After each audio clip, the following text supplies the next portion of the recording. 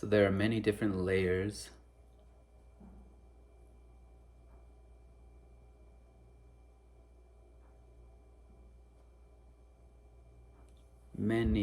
many different layers of the stuff that we're carrying, the undigested material.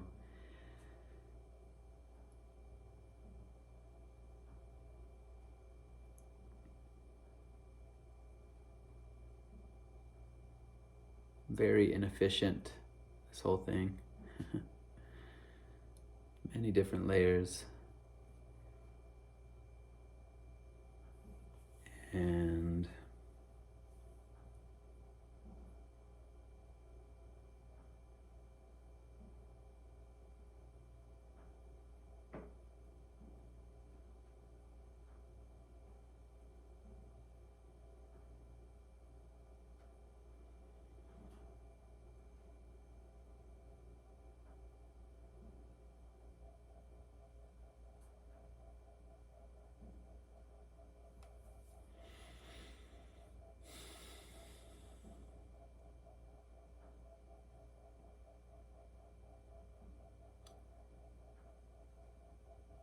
so that there are many different layers, and it's not a one and done process, the healing journey.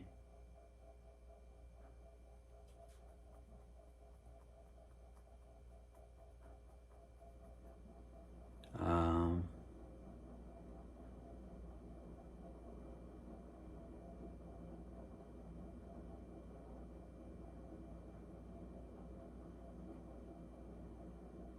but the process, again, I guess that's just what I want to emphasize, is it's very simple. It's stopping, and it's allowing, and it's feeling. It's really that simple. Shining the light of awareness into the darkness, bringing the light to the frozen material, and it starts to thaw out.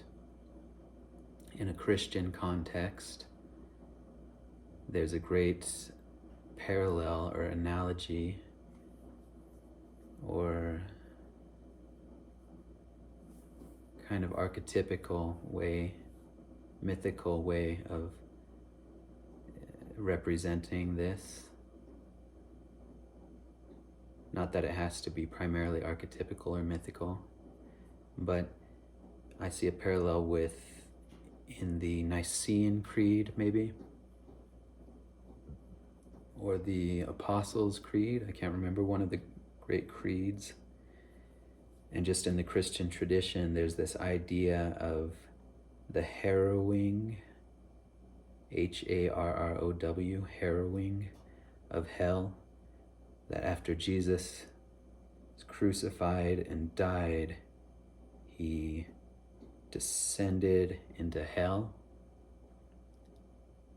and performed a salvific liberatory role in hell and brought souls out of hell. That's what we're doing here. You're going into the storehouse of your own hell, dysfunction, pain, and you're rescuing. It's often felt to me like that, especially early on, is like, oh, I see what I'm doing here. I'm rescuing myself. I'm retrieving myself. I'm membering. I'm remembering. I'm reincorporating. I'm reintegrating myself, all these fragments of myself, the lost souls within me. That's what we're doing. We're harrowing our inner hell. And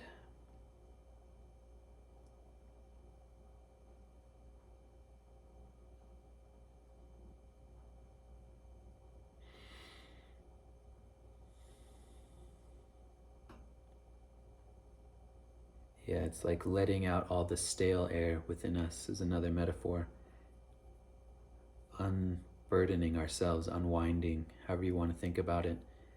It's a liberatory process. And it's possible. I am not perfect at it. One of the great fears in sharing right now is that I'm not complete, I'm not perfect. But I also know if that's what I'm waiting for, this side of heaven, it's just never going to happen. And I do have some experience, and I've tried to walk with some sincerity, tried to heal with sincerity on the path. So for the ways that I am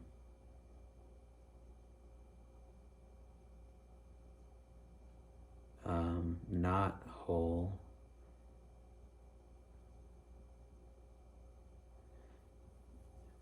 for the many characterological deficiencies that I have, please just show some grace, forgive me. I apologize, please forgive me. You know, yeah, there's just, it's a lifelong journey. And these are just sort of notes along the path. It's like Ram Dass talking about, we're all just walking each other home. You know, and that's a good, you know, he met with Neem Karoli Baba Maharaji. And he obviously, Ram Dass was not, you know, that's what's so great about Ram Dass is he shares his humanity, his foibles.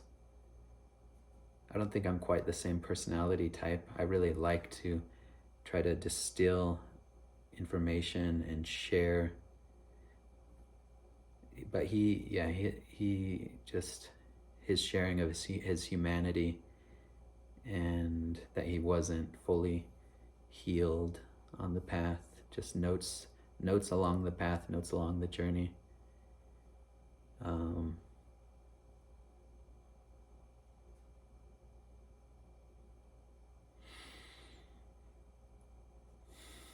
In some ways, the spiritual journey is about being human.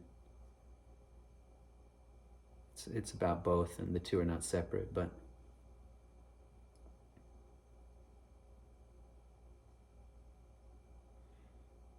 so anyways, yeah, it's really just about peace, coming into peace, growing in peace. The way out is in. And some of these, some things to make note of is a memory, a difficult experience, especially depending on how deeply embedded it is, doesn't release necessarily in one, a particular memory won't release in one go. You may not always know what it is that's coming up, but as you do this more and more, you gain confidence with it, with the process. Just like with getting a massage, and how you know that the pain is healing, the pain is doing something useful, and so you can kind of shift, you can reorient, you can reframe the pain. It can become something that you look forward to almost, or that you seek out because you know it's going to help you to grow. The valence becomes positively valenced, becomes something positive that you don't have to avoid. That kind of just happens naturally. A confidence grows, and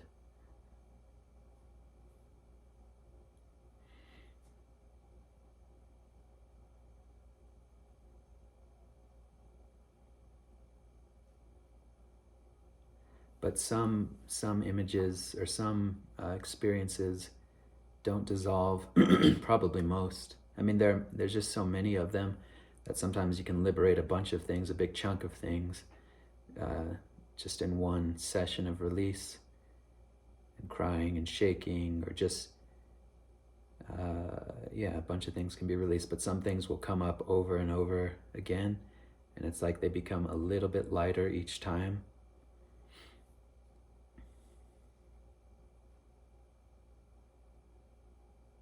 There's still things, I've got things like that. I don't know, I don't hear people talk about this, so maybe it's sort of idiosyncratic, unique to my own consciousness. But for me, a lot of what comes up is, well, let me say a couple things. Loneliness is kind of a primary emotion I found. A lot of the work is touching in with loneliness, and just merging with it, again, going to the feeling tone, the energetic tone. What actually is the phenomenon of loneliness at an energetic level? What is its essence? Inquiring into that.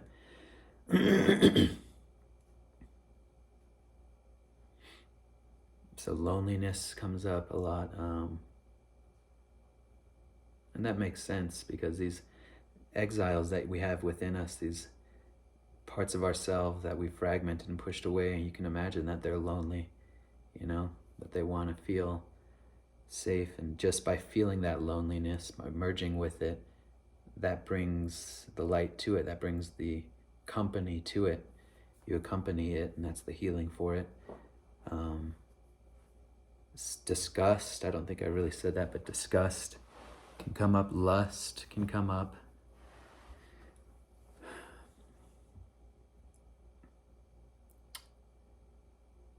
And a lot of times, and it may be in interactions with people, that may be a lot of the material, but for me, a lot of times it's as if I've absorbed a lot of like energetic signatures of places. Somehow I seem to be, I don't know, uniquely, I wouldn't think it would be uniquely, but I just don't hear people talk about it that much. But it's like there are a lot of ugly places in the world, especially in cities.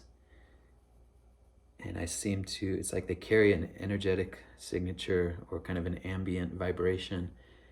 And so there's a few of those that I've been working with for a long time that just keep coming up. So that kind of thing can happen. And again, it's just the same process, sinking into it, feeling it, the vibrational level, hugging yourself, letting your body move. See, some of it is we have social decorum, and so we don't react how our bodies would like to react.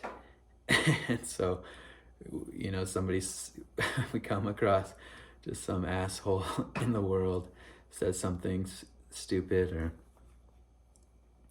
get attitude from somebody, or you get into an argument with somebody, or you feel unsafe somewhere.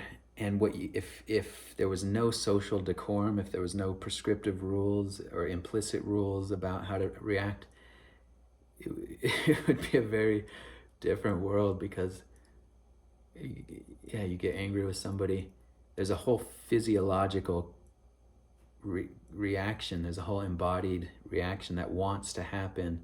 If you're afraid to kind of curl up and just to hug yourself and shake and rock, if we were able to do that in real time, it would be a very different world, because we wouldn't repress, we wouldn't carry that stuff around with us. It would just, something would come up and we would get angry and get big and yell and scream and fuck you and shake our arms, and our bodies get big, pump our fists, whatever.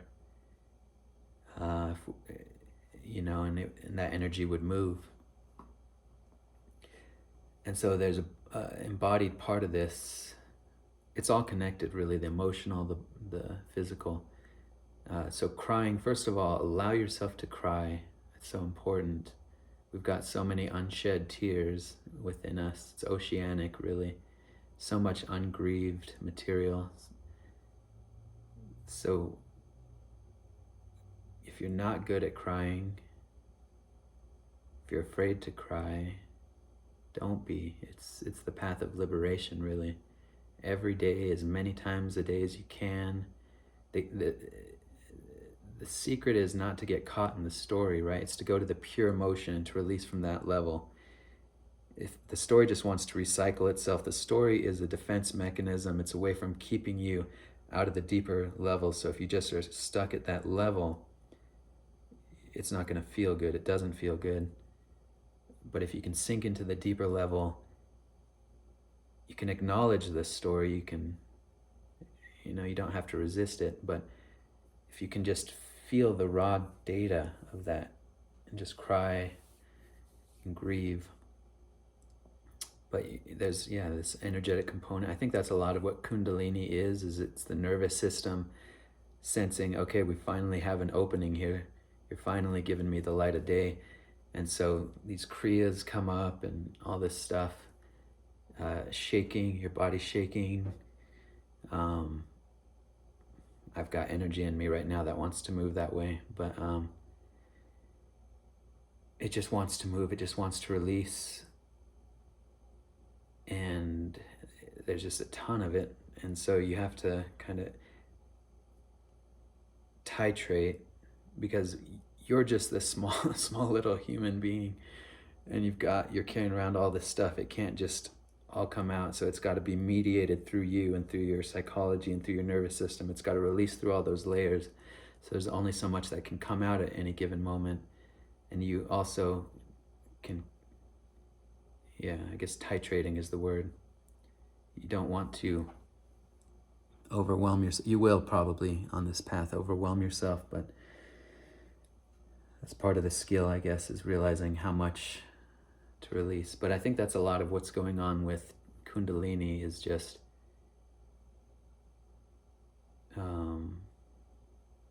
the body, the physiology, having, letting those things go.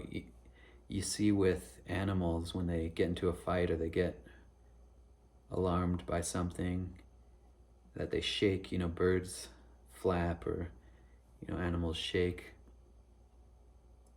and that's the nervous system releasing so that they're not carrying around all that stuff. But we have social decorum, and we don't go around. I mean, some of us do. We do to greater and lesser degrees, but by and large, we don't go around fully. We stifle those. We stifle those movements.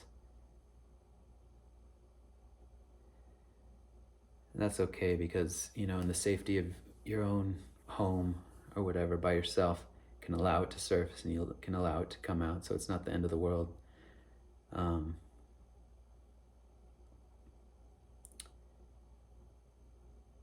sort of want to draw a distinction about, as that stuff expresses, it's important. Again, I want to emphasize, because there's a way in which you can yell and be aggressive and release this pent up stuff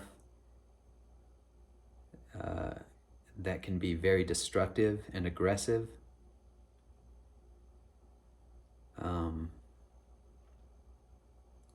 Got the light coming in from that window now. Let me close that.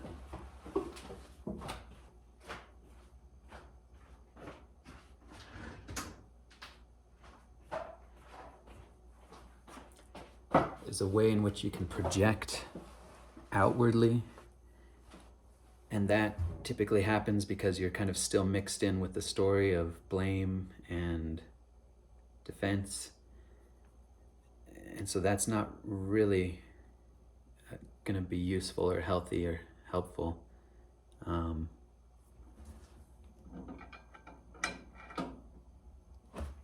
Where is that shadow coming from?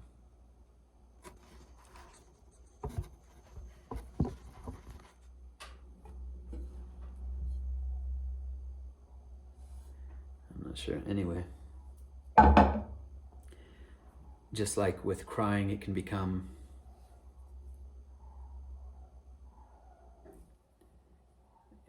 there's a healthy way to do it in which you're sort of self-contained. There's a healthy way of yelling just as a release. You're moving the energy of punching the air, there's a way of doing that doesn't perpetuate it, and there's a way of doing it that sort of just amplifies the cycle and kind of digs you deeper into the muck. And the difference is the purity of the contact with just the raw data, the raw emotions.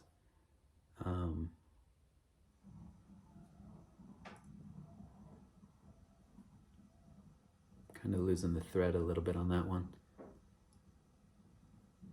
But yeah, it's like you can yell at somebody with a finger pointed and sort of displacing the energy onto them. And that's going to provoke a defensive reaction, and it's just going to amplify. Or you can just yell to get something out, which is more of a vertical movement. And it's sort of a surrender to that energy. It's that energy moving up and out.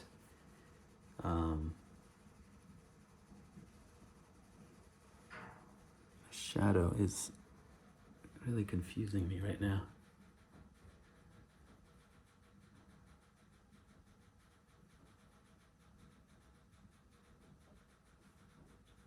So,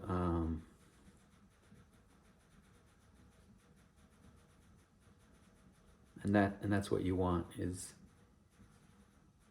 is to move the energy out, to transmute, to alchemize, to metabolize the energy. And that's why it's good just to have a place to do it by yourself, I guess.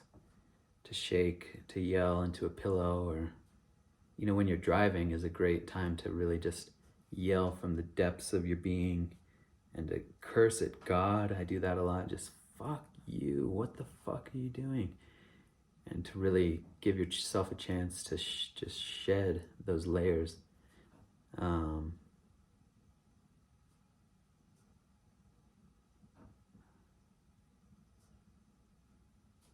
But yeah, so that's the sort of energetic component of the release, and I think it's really important. Yeah, just a few ideas.